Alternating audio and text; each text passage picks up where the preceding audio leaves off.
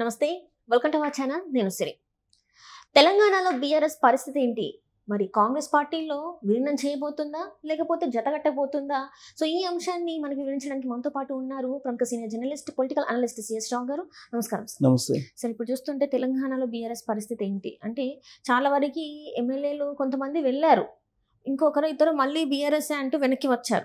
And ఇప్పుడు మరి విలీనం అంటున్నారు, లేకపోతే కూటమిలాగా అంటున్నారు. మరి ఏంటి, బీఆర్ఎస్ ఉంటుందా, ఉండబోతుందా? అంటే కేసులు కూడా అనేకమైన కేసులు ఉన్నాయి, ఒక్కొక్కటిగా ఇప్పుడిప్పుడే బయటకు వస్తున్నాయి. ఆల్రెడీ కవిత గారు అయితే జైల్లో ఉన్నారు.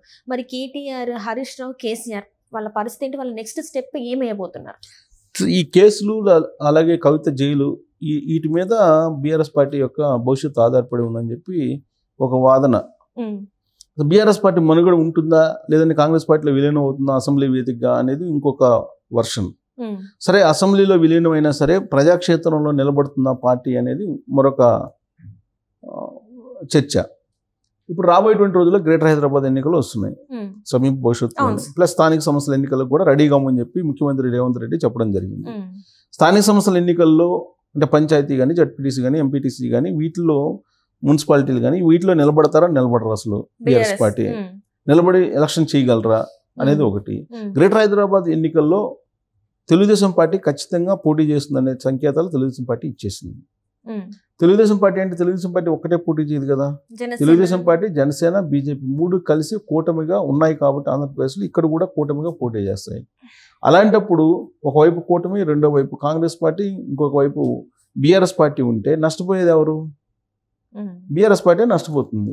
కాంగ్రెస్ పార్టీ ఎలాగో అధికారంలో ఉంది తెలంగాణలో, ఎంతో కొంత ఖచ్చితంగా పర్ఫార్మెన్స్ అయితే ఉంటుంది, ఇవ్వగలదు కూడా. ఇక్కడ బీజేపీ కేంద్రంలో అధికారంలో ఉంది, పక్క రాష్ట్రంలో అధికారంలో ఉంది, కూటమి బలంగా ఉంది. ప్లస్ మొన్న జరిగినటువంటి ఎన్నికల్లో 8 మంది ఎంపీలను గెలుచుకొని బలంగా ఉంది బీజేపీ. ప్లస్ తెలుగుదేశం పార్టీ కూడా కలుస్తుంది కాబట్టి తెలుగుదేశం పార్టీకి ఓట్ బ్యాంక్ ఉంది కాబట్టి ఇంకా పెరిగే అవకాశం ఉంది ఓట్ బ్యాంకు. మొన్న జరిగినటువంటి లోక్సభ ఎన్నికల్లో 16% మాత్రమే పరిమితం అయింది బీఆర్ఎస్ పార్టీ. ఈ 16% నిలుపుకోగలదా రాబోయేటువంటి స్థానిక సంస్థల ఎన్నికల్లో? ఒకవేళ తెలుగుదేశం పార్టీ కనుక వస్తే 16% నిలుపుకోగలదా అంటే నిలుపుకునే పరిస్థితి లేదు అని చెప్పి ఈవెన్ ఉద్యమకారులు, తర్వాత బీఆర్ఎస్ పార్టీలో ఉండేటువంటి వాళ్ళే కొంతమంది చెప్తున్నారు. ఎందుకంటే తెలుగుదేశం పార్టీకి ఇప్పటికి కూడా బీసీ ఓట్ బ్యాంకు బలంగా ఉంది అనేది అందరూ చెప్తున్నటువంటి మాట. ఈవెన్ తెలంగాణ ఉద్యమకారులు కూడా ఇవాళకి కూడా 15% ఓట్ బ్యాంకు తెలుగుదేశం పార్టీకి పర్సనల్గా ఉంది అని చెప్పి వాళ్ళు కూడా విశ్వసిస్తూ ఉన్నారు. ఒకవేళ కనుక తెలుగుదేశం పార్టీ, బీజేపీ, జనసేన కలిసి కూటమిగా పోటీ చేస్తే బలమైనటువంటి శక్తిగా తెలంగాణలో ఎదిగేటువంటి అవకాశం ఉందనేటువంటి ఈక్వేషన్ కూడా తెలంగాణ వాదులే వినిపిస్తున్నారు. ఇలాంటి పరిస్థితుల్లో అసలు బీఆర్ఎస్ పార్టీ మనుగడ ఏంటి అనే దాని మీద మనం క్వశ్చన్ వేసుకుంటే, ఇటీవల కాలంలో కేటీఆర్ కానీ లేదా ఇతర బీఆర్ఎస్ పార్టీ లీడర్లు కానీ చెప్పినటువంటి మాట ఏంటంటే, దేశవ్యాప్తంగా కూడా కూటమిలో ఉండేటువంటి పార్టీలు ఏదో ఒక కూటమి, అటు ఇండియా కూటమో లేదా ఎన్డీఏ కూటమిలో ఉండే పార్టీలకు మాత్రమే రాజకీయపరమైన మనుగడ ఉంది అనేటువంటి ఒపీనియన్ తోటి వాళ్ళు ఉన్నారు. కేటీఆర్, హరీష్ రావు వీళ్ళందరూ కూడా ఏ కూటమిలో లేం కాబట్టే మాకు దెబ్బతిన్నాం మేము అనేటువంటి విషయం వాళ్ళే చెప్తున్నారు. సో ఇప్పుడు ఏ కూటమిలోకి వెళ్ళాలి? వెళ్తే ఇండియా కూటమిలోకి వెళ్ళాలి లేదా ఎన్డీఏ కూటమిలోకి వెళ్ళాలి, రెండే ఆప్షన్స్. సో ఎన్డీఏ కూటమిలోకి వెళ్ళే అవకాశం ఉందా ఇప్పుడున్నటువంటి పరిస్థితుల్లో? ఆల్రెడీ తెలుగుదేశం పార్టీ, జనసేన ఉంది కదా, వాటిలో కలిసేటువంటి అవకాశం ఉందా అని అంటే ఉంటే ఉండొచ్చు అనేది ఒకటి చిన్న ఆప్షన్. ఎక్కడో చిన్న సందేహం ఉంది, ఉంటే అవకాశం ఉంది అని. గతంలో ఇక్కడ తెలుగుదేశం పార్టీని నామరూపం లేకుండా చేసింది కేసీఆర్ అని చెప్పేసి మరి వార్తలు ఉన్నాయి. అక్కడ గెలిచిన కొంతమంది ఎమ్మెల్యేలని కూడా లాక్కున్నారని చెప్పేసి కూడా మరి వార్తలు ఉన్నాయి. మళ్ళీ వెళ్ళి ఆ కూటమితో ఎన్డీఏ కూటమితో కలుస్తారు, జతగడతారంటే మరి నమ్మొచ్చు అంటారు? రాజకీయాల్లో ఏదైనా సాధ్యమే. 2009లో టీఆర్ఎస్ పార్టీ, తెలుగుదేశం పార్టీ, కమ్యూనిస్టులు కలిసి కూటమిగా మహాకూటమిగా ఏర్పడి పోటీ చేశారు కదా 2009లో. ఉద్యమం ఉధృతంగా ఉన్నటువంటి సమయంలో తెలంగాణకి వ్యతిరేకం తెలుగుదేశం పార్టీ అనేటువంటి స్లోగన్ బలంగా తీసుకెళ్ళినటువంటి కేసీఆర్ అదే తెలుగుదేశం పార్టీతో 2009లో ఉద్యమం ఉధృతంగా ఉన్నటువంటి సమయంలో పొత్తు పెట్టుకుని ప్రజల్లోకి వెళ్ళాడు కదా. రాజకీయాల్లో ఏదైనా సాధ్యమే. ఇప్పుడు రేపు ఎన్డీఏ కూటమిలో బీఆర్ఎస్ పార్టీ కలుస్తుందంటే కలిసినా ఆశ్చర్యపోవట్లేదు. అసలు లోక్సభ ఎన్నికల ముందే కేటీఆర్ ప్రయత్నం చేశాడనేది వినిపించింది కదా. కానీ బీజేపీ వాళ్ళు వద్దనుకున్నారు అని చెప్పి తెలుస్తుంది కదా. బీజేపీ వాళ్ళు వద్దనుకొని పక్కన పడేస్తేనే ఇండివిజువల్గా వెళ్ళారనేది కదా. అయితే ఇప్పుడు ఇక్కడ కొంచెం ఛాన్స్ ఉంది. ఎక్కడ ఎన్డీఏ కూటమిలో ఇండియా కూటమిలో ఛాన్స్ ఉందా అంటే ఇండియా కూటమిలో ఛాన్స్ లేదు కేసీఆర్కి. కారణం ఏంటంటే ఇక్కడ అధికారంలో కాంగ్రెస్ పార్టీ ఉంది. కాంగ్రెస్ పార్టీ ప్రధానమైనటువంటి ప్రత్యర్థిగా ఎవరిని భావిస్తుంది? కేసీఆర్ని భావిస్తుంది, బీఆర్ఎస్ పార్టీని భావిస్తుంది. ప్లస్ కేసీఆర్ ద్రోహి అనేటువంటి అభిప్రాయం సోనియా గాంధీలో ఉందనేది కాంగ్రెస్ వాళ్ళు అనేక సందర్భాల్లో చెప్పారు. ఎందుకనంటే టీఆర్ఎస్ పార్టీని కాంగ్రెస్ పార్టీలో విలీనం చేస్తానని చెప్పి ప్రమాణం చేసి ప్రామిస్ చేసి అక్కడ పోయి కాళ్ళ మీద దండం పెట్టి ఫ్యామిలీ మొత్తం పోయి చెప్పి ప్రామిస్ చేసి కారణంగానే తెలంగాణని ఇచ్చింది సోనియా గాంధీ అనేది కాంగ్రెస్ పార్టీ వాళ్ళు అనేక సందర్భాల్లో చెప్పారు కదా. తెలంగాణ ఇచ్చిన తర్వాత తీరా కేసీఆర్ ఏం చేశాడు? కాంగ్రెస్ పార్టీని లేకుండా చేశాడు కదా. ఇక్కడ కాంగ్రెస్ పార్టీలో ఉండే 12 మంది ఎమ్మెల్యేలను తీసుకొని కాంగ్రెస్ పార్టీని విలీనం చేసుకున్నాడు కదా బీఆర్ఎస్ పార్టీలో, అప్పట్లో టీఆర్ఎస్ పార్టీలో.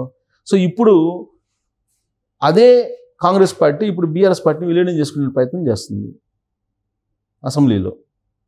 సో కాబట్టి గత చరిత్రను చూస్తే కేసీఆర్ని కాంగ్రెస్ పార్టీ నమ్మేటువంటి అవకాశం లేదు. సో ఇండియా కూటమిలో ఖచ్చితంగా డోర్స్ క్లోజ్ అయిపోతాయి, బీఆర్ఎస్ పార్టీకి అవకాశం ఉండదని చెప్పి చెప్పుకోవచ్చు. ఒకటి అంటే ఇప్పుడున్నటువంటి పరిస్థితులు, రాజకీయాలు ఎప్పుడు ఏదైనా మారచ్చు. అయితే ఇండియా కూటమి కన్నా కూడా ఎన్డీఏ కూటమిలో చేరడానికి ఎక్కువగా కేసీఆర్ మొగ్గు చూపుతున్నారనేది ఇటీవల కాలంలో జరిగినటువంటి చర్చ. ప్లస్ హరీష్ రావు అలాగే కేటీఆర్ ఇద్దరు ఢిల్లీ వెళ్ళి 4-5 రోజులు ఉండి వాళ్ళు ఏదో మంతనాలు జరిపొచ్చారు ఢిల్లీ బీజేపీ పెద్దలతో అనేది కూడా ఒకటి వినిపించింది. అంటే దీని వెనుక కవిత అరెస్ట్ ఉందని కూడా, మరి ఈ కేసులు కవిత అరెస్ట్ ఇవన్నిటి నుంచి బయటపడాలంటే బీజేపీ ఇంకా దిక్కు అని అనుకున్నారు, బీఆర్ఎస్ అని కూడా మరి వార్తలు వచ్చి అందులో వాస్తవం ఉందంటారు. సో ఉన్న ఆప్షన్లో బెస్ట్ ఆప్షన్ ఇదే కదా. ఉన్న ఆప్షన్స్ రెండు ఆప్షన్స్లో బెస్ట్ ఆప్షన్ ఎన్డీఏ కూటమిలో చేరడం కదా. ఎన్డీఏ కూటమిలో చేరితే ఆయన ఏదో హెల్ప్ చేస్తారు, కవితను బయటికి తీసుకొచ్చుకోవచ్చు. ప్లస్ ఇక్కడేమో ఒకవైపు కాళేశ్వరం కేసు, ఇంకొక వైపు విద్యుత్కు సంబంధించినటువంటి కేసులు, ఇంకొక వైపు ఫోన్ ట్యాపింగ్ కేసులు, ఇంకొక వైపు ఫార్ములా 1 రేసుకు సంబంధించినటువంటి కేసులు, ఇవన్నీ చాలా ఉన్నాయి. కేసులు ముంచుకొస్తున్నాయి, విచారణ ఆల్రెడీ జరుగుతుంది, ఎవిడెన్స్ని మొత్తం సమప్ చేస్తున్నారు, ఎప్పుడైనా అరెస్ట్ చేసే అవకాశం ఉంది. సో వీటన్నిటి నుంచి బయటపడాలంటే కేసీఆర్ భాషలో చెప్పాలంటే వాషింగ్ పౌడర్ నిర్మా సూత్రం అంటే ఏంటి? బీజేపీలో జాయిన్ అయితే మొత్తం బయటపడతారనేది ఆయన చెప్పేటువంటి వాదన. ఆ వాదన కట్టుబడి ఆయన కనుక బీజేపీలో చేరడానికి ప్రయత్నం చేస్తే అప్పుడు చేరొచ్చు.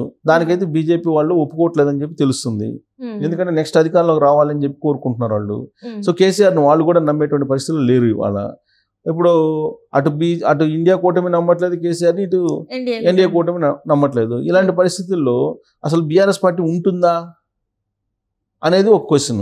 ఇప్పుడు అసెంబ్లీలోనేమో ఆల్రెడీ వాళ్ళు ఇప్పటి వరకు 10 మంది ఎమ్మెల్యేలు కాంగ్రెస్ పార్టీలోకి వెళ్ళిపోయారు. ఇంకొక 10 మంది కావాలి విలీనం కావాలంటే.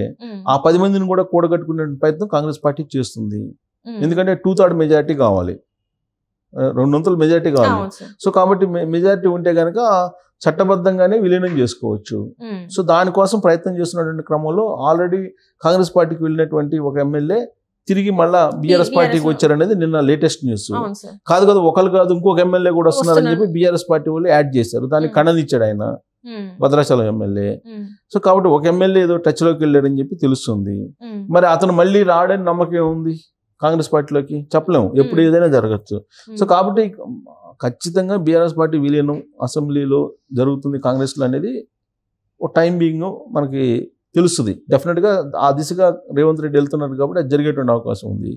రేపు లోకల్ బాడీ ఎలక్షన్స్లో లోక్సభ మాదిరిగా చావు దెబ్బ తింటే బీఆర్ఎస్ పార్టీ ఇంకా దారుణమైనటువంటి పరిస్థితికి వెళ్ళిపోయేటువంటి అవకాశం ఉంది. కాబట్టి డిజాస్టర్లో ఉంది బీఆర్ఎస్ పార్టీ. ఈ డిజాస్టర్ నుంచి బయటపడాలంటే అటు ఇండియా కూటమి లేదంటే ఇటు ఎన్డీఏ కూటమి ఏదో ఒకటి ఆసరా కావాలి. ఆ ఆసరా ఇప్పటి వరకు 2 చోట్ల నుంచి దొరకట్లేదు. అది ఏదైనా దొరికితే ఏదన్నా బయటపడే అవకాశం ఉంది, లేదంటే మునిగిపోయేటువంటి అవకాశం ఉందని చెప్పి మనం విశ్లేషణ చేసుకోవచ్చు.